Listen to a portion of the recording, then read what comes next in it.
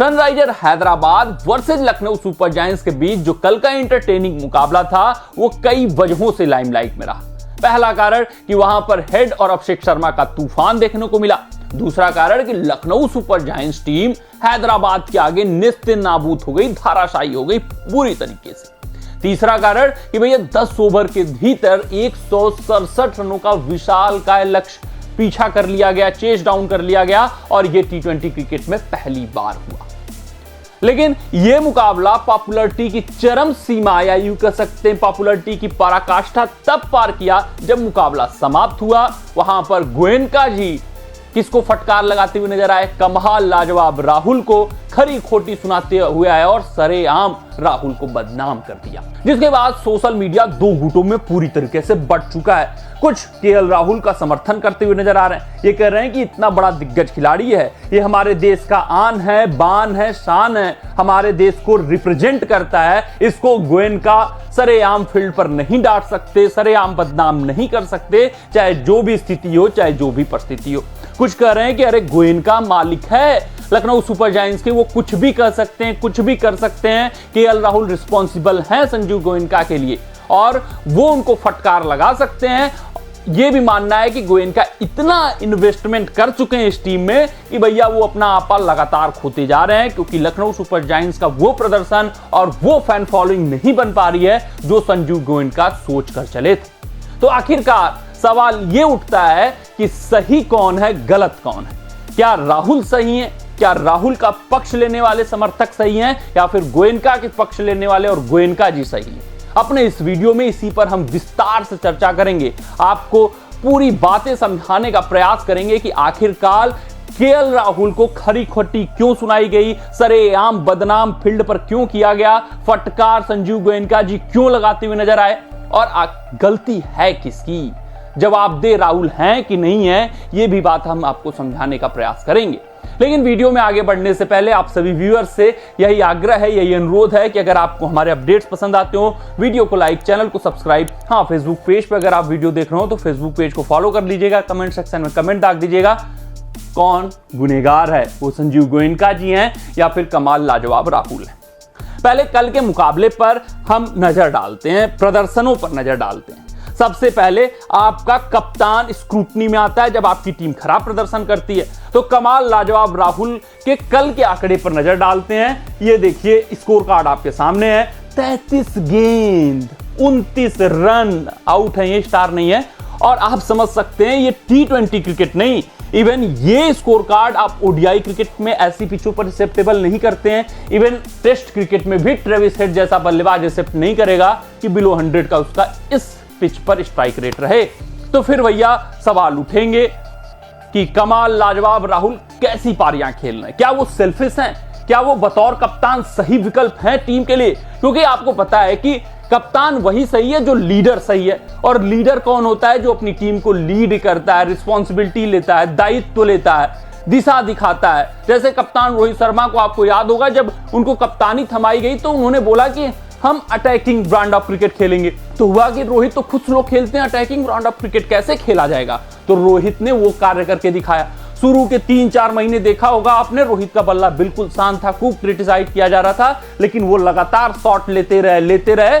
फिर अपना जब उन्होंने ढर्रा पकड़ा, शॉट मेकिंग सीखा और तेज अंदाज से पावर प्ले के ओवरों में खेलना शुरू किया, तो टीम भी उसी ढर्रे में गई और ओडीआई वर्ल्ड कप 2023 में भारतीय टीम का आपने प्रदर्शन देखा होगा। लेकिन राहुल पंजाब किंग्स में भी यही काम कर रहे थे, टी20 क्रिकेट में ओडीआई और टेस्ट फॉर्मेट वाला क्रिकेट खेलते हुए नजर आ रहे थे, उसके कारण पंजाब किंग्स को भुगतना पड़ा। फिर जब लखनऊ सुपर जायंट्स में आए हैं, तीसरा संस्करण ये चल रहा है और तीनों संस्करण में इनका सूरत हाल वही है, ये सुधरते हुए नजर नहीं आ रहे हैं, अपने स्ट्राइक रेट पर ये तवज्जो नहीं दे रहे हैं। भैया मामला कुछ न कुछ गड़बड़ है। कमाल लाजवाब राहुल लीडर बतौर कप्तान सही विकल्प नहीं है, बतौर लीडर वो अच्छे विकल्प नहीं है, टीम को वो मार्गदर्शन नहीं दे पा रहे हैं जिस मार्गदर्शन की जरूरत है, जिस वजह से लखनऊ सुपर जायंट्स का ये पतन हो रहा है। तो गोयनका जी सवाल पूछेंगे कि इस पिच पर जहां पर ट्रेविस हेड 297 के स्ट्राइक रेट से रन बनाता है, 267 के अभिषेक शर्मा स्ट्राइक रेट से रन बनाता है, तो एटलीस्ट हम इतना तो उम्मीद करेंगे कि आप 180 190 के स्ट्राइक रेट से कम से कम 150 के स्ट्राइक रेट से तो बनाइए रन। यहां पर आप अंडर 100 के स्ट्राइक रेट से बना रहे हैं। आप मिडिल ऑर्डर के बल्लेबाजों के ऊपर दबाव डाल दे रहे हैं। पावर प्ले के ओवरों का हम उपयोग ही नहीं कर रहे हैं, जबकि आज का मॉडर्न डे क्रिकेट ये कहता है कि जितना आपको पावर प्ले के लिमिटेशंस का उपयोग करना उतना आप उपयोग करो। 6 ओवर में 100 रन बनाओ, 150 रन बनाने का प्रयास करो। लेकिन यहां पर राहुल का जो कंजर्वेटिव अप्रोच है, कंजर्वेटिव माइंडसेट है, वो लुटिया लखनऊ सुपर जायंट्स का डुबाता हुआ नजर आ रहा है, जिस कारण से राहुल बतौर लीडर अच्छे विकल्प नहीं है। और भैया सवाल तो लाजमी से उठेंगे ही उठेंगे। जिस मालिक ने आपके ऊपर इतने खर्च किया हुआ है, इतनी महंगी टीम खड़ी की है, वो भैया आप रिस्पॉन्सिबल तो होंगे ही उसके लिए कि क्यों आपका ऐसा प्रदर्शन आया। यही नहीं, इस मुकाबले में कहेंगे कि चलिए एक मुकाबले में बल्ला शांत हो गया तो क्या बहुत बोली निकलने लगी है। ये देखिए आईपीएल 2024 में कमाल लाजवाब राहुल का प्रदर्शन है। स्ट्राइक रेट पे आप नजर डालिएगा। औसत मैं नहीं देखूंगा, चलो ठीक है, नहीं बोला एक संस्करण में बोला बल्ला ठीक है, लेकिन स्ट्राइक रेट 136 का इस मॉडर्न डे क्रिकेट में ये अनएक्सेप्टेबल है। ये नहीं चलेगा टी20 क्रिकेट में। अब जहां ट्रेविस हेड सोच रहे हैं 290, ट्रेविस हेड बोलते हुए नजर आ रहे हैं कि 300 मैं पार करूंगा टी20 क्रिकेट में, ये मेरा टारगेट है। अब शेख शर्मा नया युवा लड़का जो निडर निर्भीक बेबाक क्रिकेट खेल रहा है, वो 267 की स्ट्राइक रेट से खेलता हुआ नजर आ रहा है। तो आप किस बात का प्राइस टैग ले रहे हैं अपने विकेट का, समझ में नहीं आ रहा।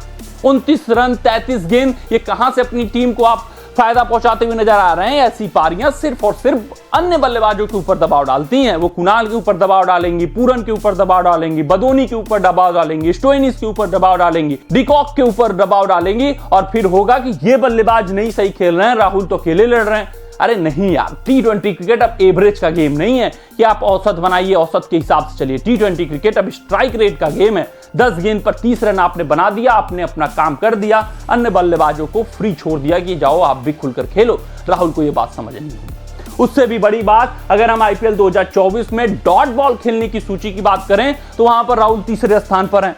पहले पे विराट कोहली 114 डॉट गेंदे खेले हुए हैं, दूसरे पे 110 ऋतुराज गायकवाड़, तो कमाल लाजवाब राहुल 109 डॉट गेंदे आईपीएल 2024 में भी खेल चुके हैं। यही सूरतेहाल आईपीएल 2023 में था।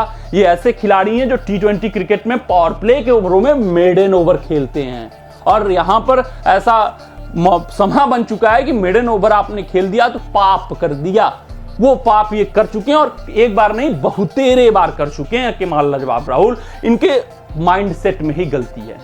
इनको अपना माइंडसेट पूरी तरीके से बदलना होगा, उसमें बदलाव लाना होगा, अप्रोच में बदलाव लाना होगा, समझना होगा कि मेरे विकेट का प्राइस टैग कुछ नहीं है। टी20 क्रिकेट प्राइस टैग देने का क्रिकेट ही नहीं है। आप आओ 0 पे आउट हो जाओ, कोई फर्क नहीं पड़ता आपकी टीम को। हाँ, अगर आपने 33 गेंदे 29 रन खेली हैं, 29 रन बनाए हैं, तो फर्क पड़ता है, तब आप हार के कारण है। आप 0 पे आउट हो जा रहे हैं, आप हार के कारण नहीं है।